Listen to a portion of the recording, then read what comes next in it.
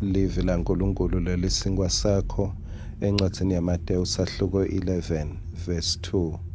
Kwathi-ke Johane umbhapatisi asesejele weva ngemisebenti yaKristu, wase uthumela labanye bafundzi bakhe kuye. Befika bathi kuye, wena unguye yini lona lotako, nome kusafanele silindzele lomunye?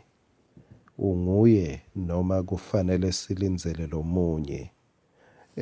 Mawufunza kuvesi 11 lithi ngiqinisile ngithi kini kubo bonke labake baba khona emhlabeni kude lo wake waba mkhulu kuna Johane umbhapatisi, kepha lomncane embusweni welizulu mkhulu kunaye. Wena umkhulu ngisho kuJohane lobeka mkhulu kunabo bonke baprofeti. Johane lona simkhandza uthumela abafunzi bakhe, sewuwentile kahle wonke umsebenti wakhe, wamethula Jesu esiveni, wambamba Jesu, wamphatha ngetandla takhe, wamcwilisa emantini, wamkhomba embulelwe nguNkulunkulu, wathi bukani nali liwondlu laNkulunkulu lelisusa sono selive. Kepha Johane nyalo sesimva sewuvalelwe, sengathi sewunekungabata kuthi hayi mani, kuthi angenti liphutsa ngathi Jesu ungiloku kanakasiye.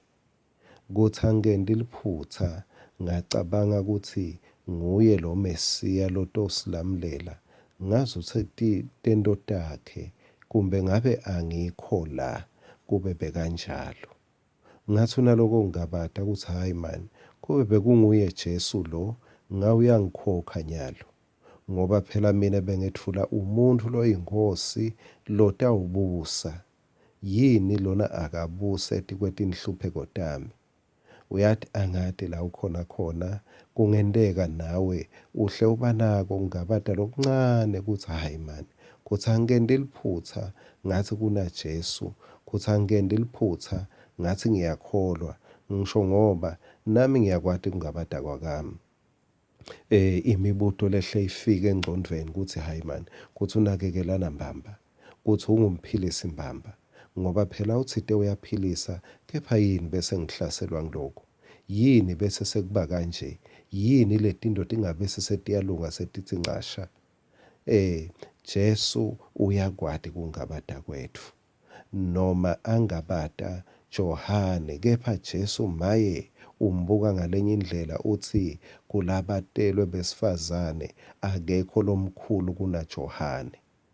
Uyathi kunabo Elijah tingadlangadla, nabo Elisha abaprofeti, Elijah yena waze wenyuka ngencola yemlilo, wayezulwini wangakubona ukufa. Johane uvalelwe ejele uyawujujwa inhloko. Kepha uthi Jesu makhuluma ngaJohane akekho lomkhulu kulabatelwe besifazane ulowedlula Johane. Bese-ke sesiyangena nathi lapha ekungabateni kwethu.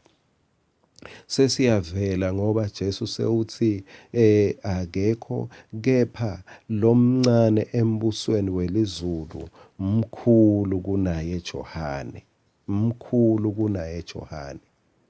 Awu mthandekayo, uyathi ngekukholwa nguJesu udibeka elayinini lemuntu lomkhulu ngisho kuna Johane.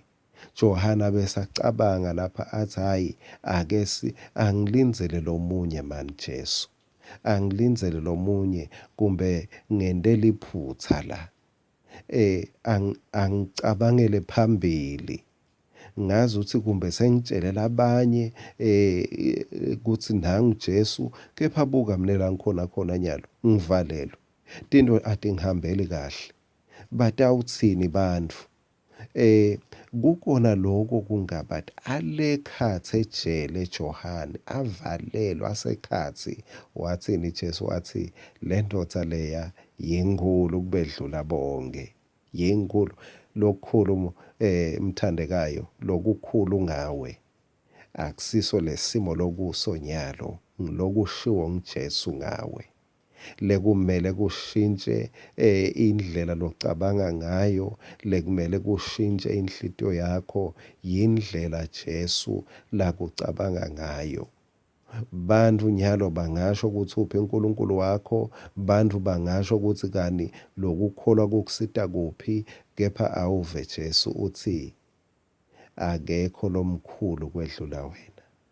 Uthi noma ungilomncinyana, noma ngabe kude lomvuse kulabafile, noma awukabi nelithuba lekushumayela estadium, kepha uthi Jesu noma ungilomncane lokuthi nje usembusweni wasezulwini, ungilomkhulu, undlula ngisho Johane, udlula ngisho Elijah lo wenyuka ngenqola yemlilo.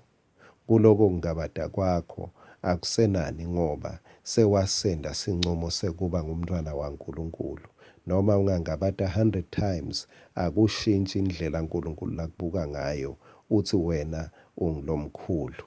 Awuhambe lamhla utibone uticabange njengalomkhulu embusweni waNkulunkulu. Amen.